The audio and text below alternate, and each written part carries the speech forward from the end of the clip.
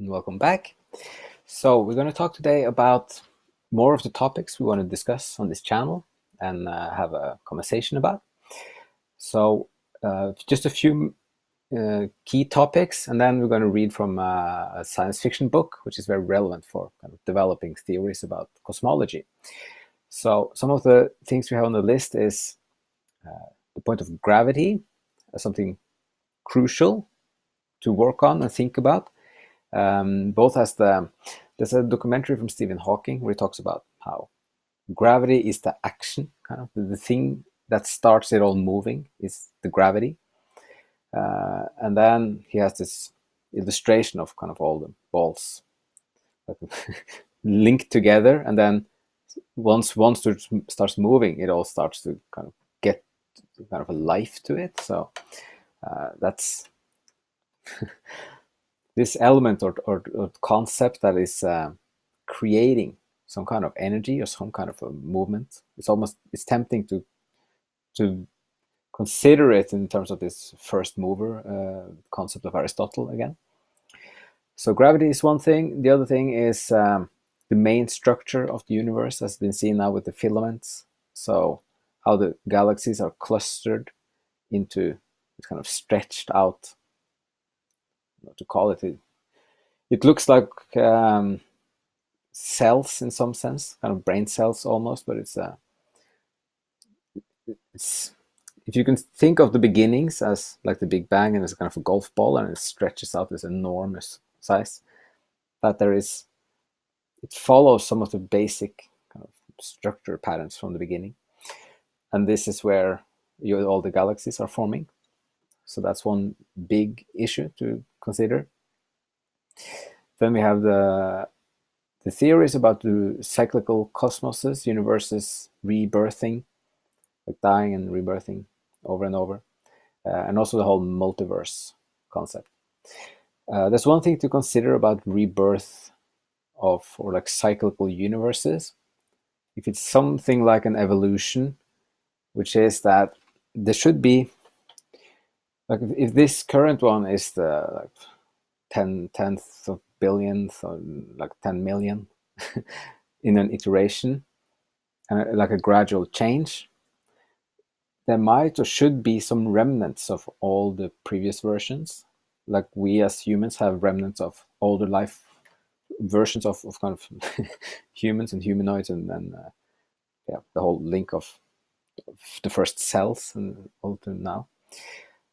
And if that is so, it should be like in the cosmos, then it will be like again from the beginning when it stretches out, that every part of the universe now comes from this beginning point of stretching out. So even in just like if you think of a little like this little area in the hand here, in this area it might be dense and full of remnants of earlier versions and iterations of universes. So there might be just, if we develop this concept further, that we might find somewhere to look and maybe just examine closely what's right in front of us, and we might see it. So that's another topic to keep in mind while we explore all the different things with now cosmology and also the particle physics as kind of they link together. And then there's a fourth topic here, which is if the cosmos is occupying space or not.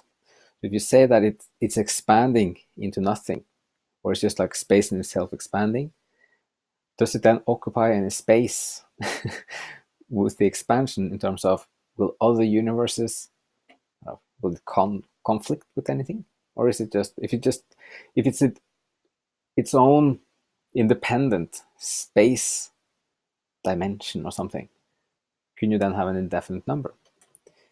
Which is one way to look at it, and it's tempting to link this more into imaginative thinking, like just like a world of, or let's say a story. How many stories can you invent? That will be as many as you like, because the stories are not conflicting with each other. They're not occupying. If you read a new book, it's not like it's kind of crashing into an old story. But they are kind of, you can be reminded, but you can reinvent a world from nothing. And then if this is the same with the universe, if it doesn't occupy any kind of predefined space, you can have as many as you want. They won't be kind of, it's tempting to look at this as many tiny bubbles, like a universe is one little bubble in a giant sea of universes, but then they would kind of be in the same space. Maybe that's not the way to think about it. So that's another one. Okay, so those are the 4 things we had on the list for today, just as starting and opening up some topics for conversation. As always, just put the comments in below. So we're very happy to, we'll answer everything. Just develop ideas and new concepts and see what comes out of it. Okay, so now we're going to switch to the second part of this video, which is the Star Maker, and that's the book. So this was written by Stapledon in the 1930s. And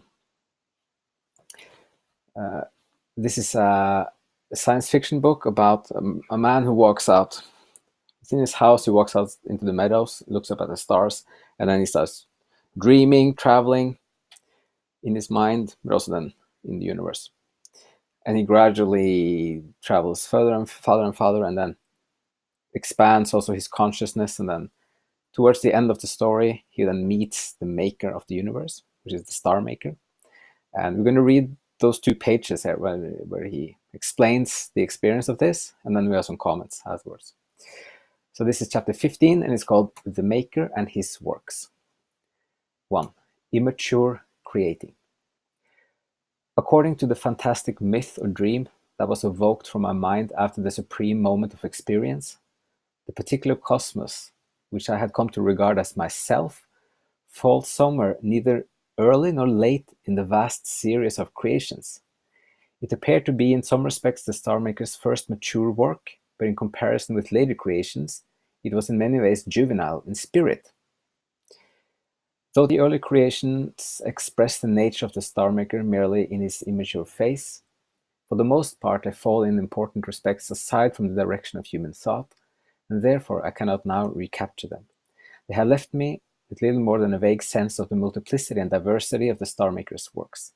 Nevertheless, a few humanly intelligible traces remain and must be recorded. So he's describing meeting this creator of universes and then how the current one fits into a larger series of them. And here is also tempting to, as a writer, like how he's describing in some sense your own relationship to your writing works. If you write lots of stories, the first stories are immature in their craft and maybe in their concepts, and then gradually it becomes better and more kind of fuller.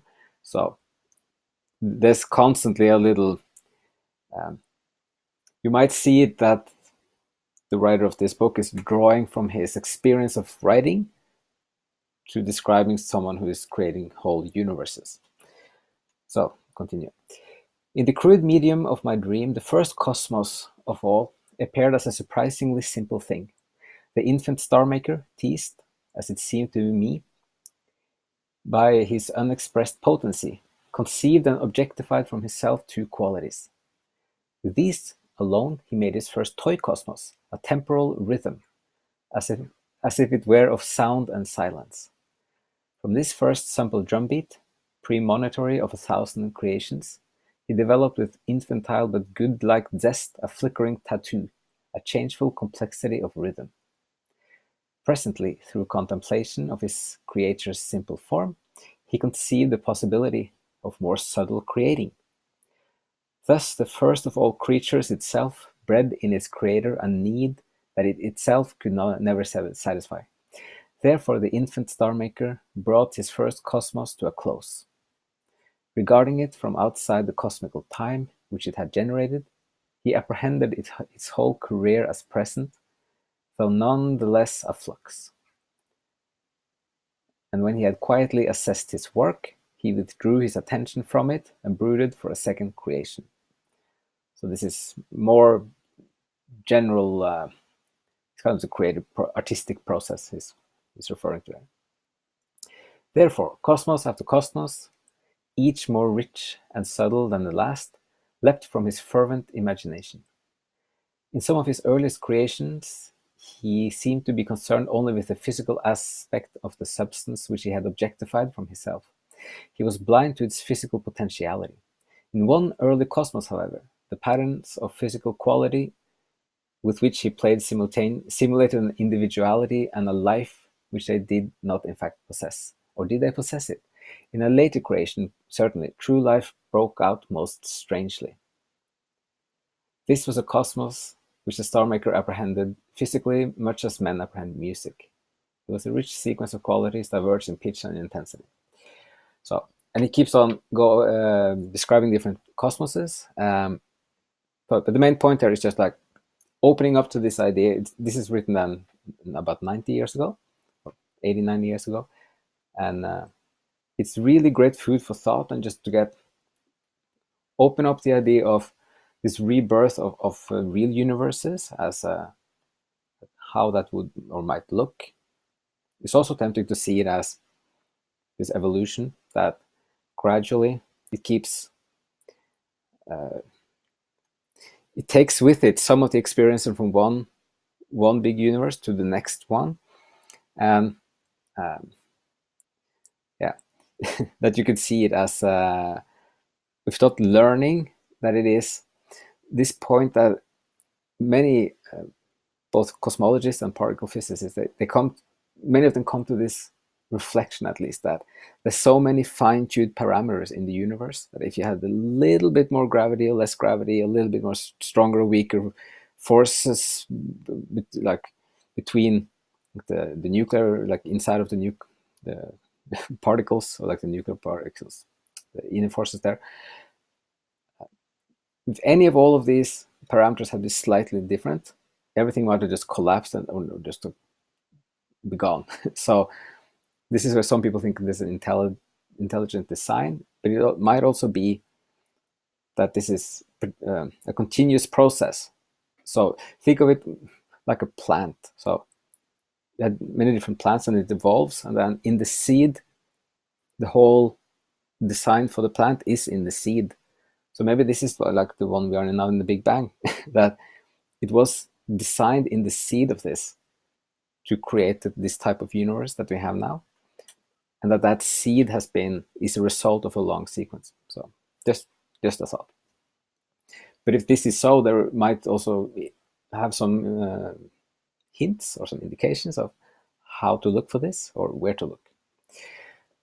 Okay, so we're going to stop it there, and hope some of this was interesting. And as always, thank you so much for watching, and have a great day.